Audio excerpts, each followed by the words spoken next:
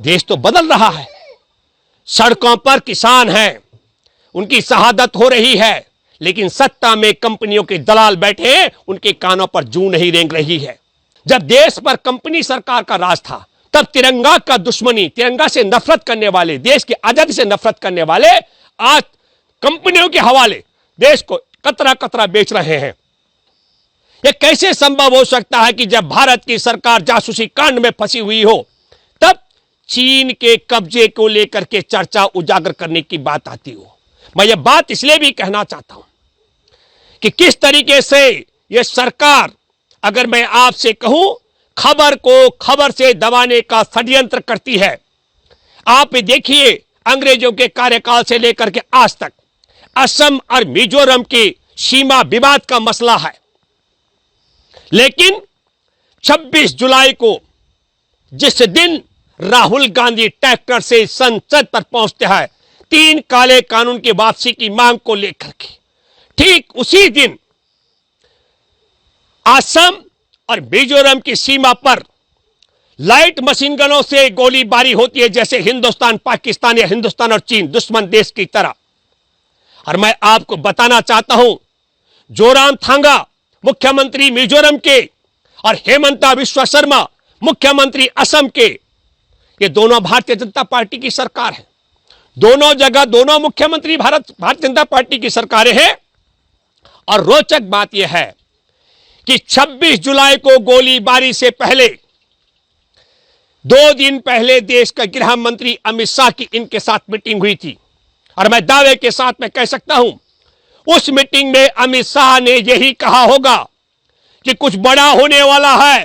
किसान आंदोलन को लेकर के क्या होने वाला यह सूचना नहीं थी, और वो क्या होने वाला है, जैसे ही ट्रैक्टर वहां पहुंचता है तो ट्रैक्टर लेकर के राहुल गांधी संसद में पहुंचे 3 काले कानून वापसी की मांग को लेकर किसानों के समर्थन में। इस खबर को दबाने के लिए असम और मिजोरम के गोलीबारी लाइट मशीन गन से और 6 लोगों की जान चली जाती है।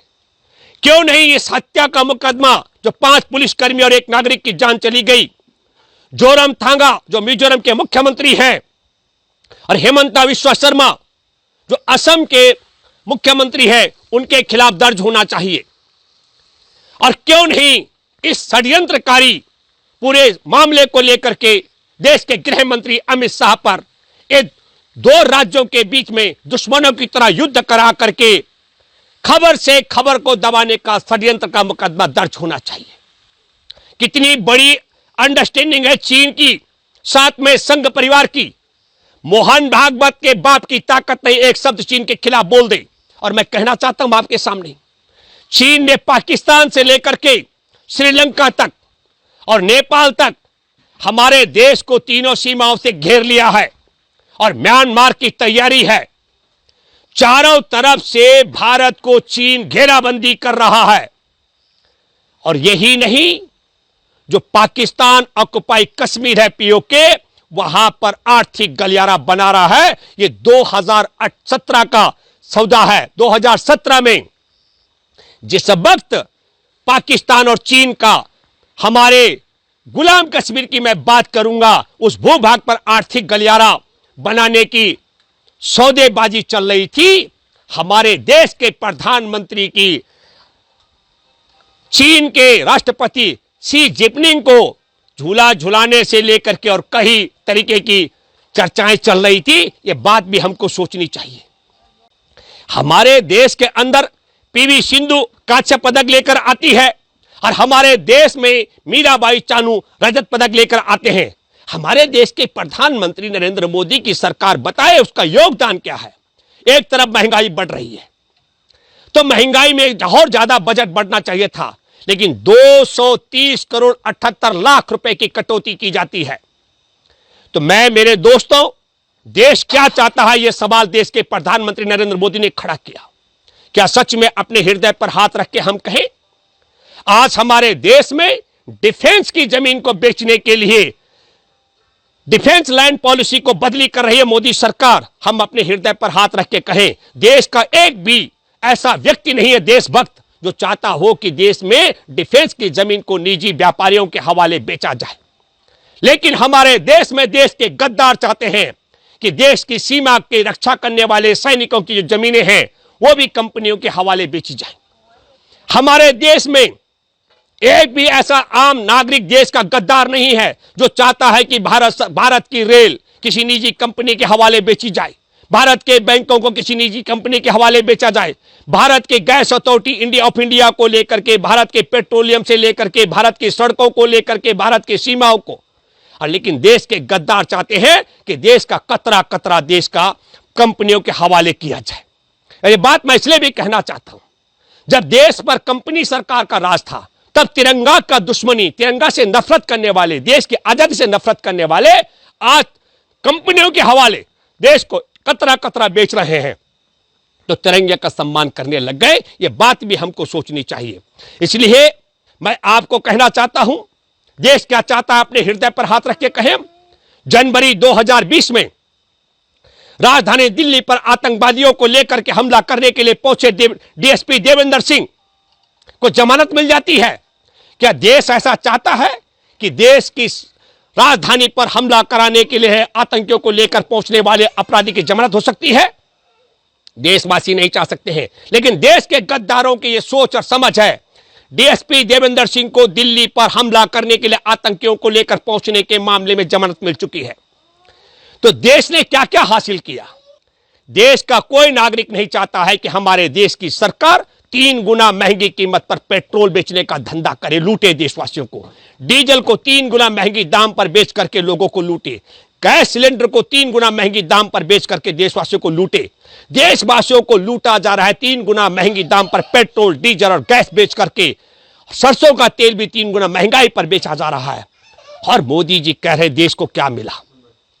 30 जनवरी 2020 को कोरोना का एक मामला था, और उस दिन यदि आप ईमानदारी के साथ में देश को बचाने की बात करते तो देश इस महामारी में 60 लाख करोड़ रुपए से ज्यादा के रसातल में देश पहुंच चुका है।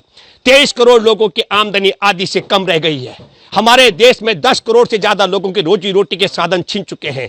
3 गुना महंगाई पर पेट्रोल और डीजल बेचा जा रहा है, और आप कह रहे हैं देश बदल रहा है।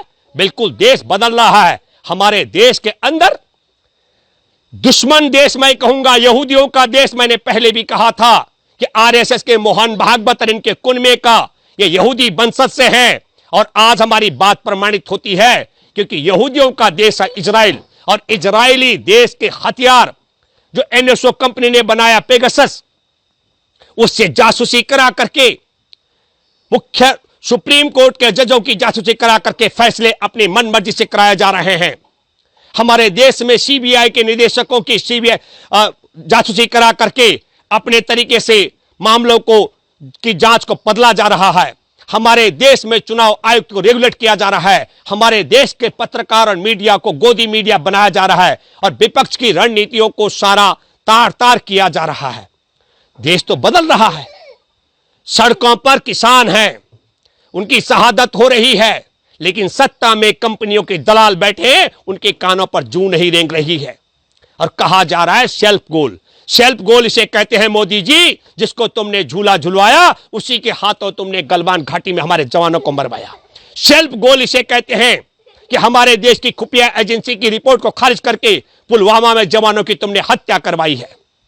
एक और बात कहना चाहता हूं, देश अभी हमारे एनवी रमन सुप्रीम कोर्ट के मुख्य न्यायाधीश हैं, अपेक्षा करते हैं कि पेगासस की जासूसी के मामले की आप सुनवाई करेंगे। और मैं उम्मीद करता हूं, देश आपसे अपील करता है, उम्मीद करता है, ये जो इजरायली हथियार से हमारे देश के व्यवस्था पर हमला किया गया है, उसकी चपेट में आप नहीं आए होंगे। और निश्चित तौर पर मैं ये कहता हूं, ईमानदारी से अगर सुप्रीम कोर्ट फैसला देगा तो पेगासस से देश में विपक्ष के सुप्रीम कोर्ट के जजों से लेकर चुनाव आयुक्त तक, सीबीआई से लेकर पत्रकार, विपक्ष के राजनेता से लेकर व्यापारी, उद्यमी और केंद्रीय मंत्रियों की जासूसी कराने के मामले में मोदी सरकार में मोदी और अमित शाह को जेल जाना पड़ेगा। ईमानदारी के साथ में अगर मिजोरम और असम में एक राज्य का दूसरे राज्य के साथ में युद्ध कराने का मामला अगर गहराई से जांच पड़ताल होगी तो अमित शाह को हथकड़ी लगा के जेल जाना पड़ेगा। हमारे देश का भूगोल बिगाड़ दिया चीन ने। देश की सीमाओं पर कब्जा कराने के लिए नरेंद्र मोदी को जेल जाना पड़ेगा। मोदी जी ने कहा कि तकनीकी को इस्तेमाल करने में भारत पीछे नहीं है। बिल्कुल मैं कहता हूं नरेंद्र मोदी जी, हमने तकनीकी के मामले में विश्व के 4 देश पहुंचे मंगल ग्रह पर, उनमें एक भारत है। हम मानते हैं नरेंद्र मोदी जी कि चांद पर जाने वालों में भारत है, लेकिन दुख और अफसोस की बात है कि भारत तो तकनीक का इस्तेमाल करता है, लेकिन भारत पर राज कर रही मोदी सरकार तकनीक का इस्तेमाल नहीं करती है।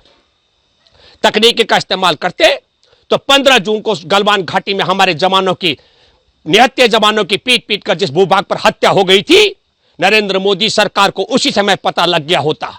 हमारे देश में एक सुशांत राजपूत ने आत्महत्या की और तत्काल प्रधानमंत्री को पता लग जाता है और 15 जवानों की पीट पीट कर हत्या हो जाती है, 76 जवान घायल होते हैं और देश की सरकार को 2 दिन तक, 17 तारीख तक, 15 जून से लेकर 3 दिन बाद पता लगता है।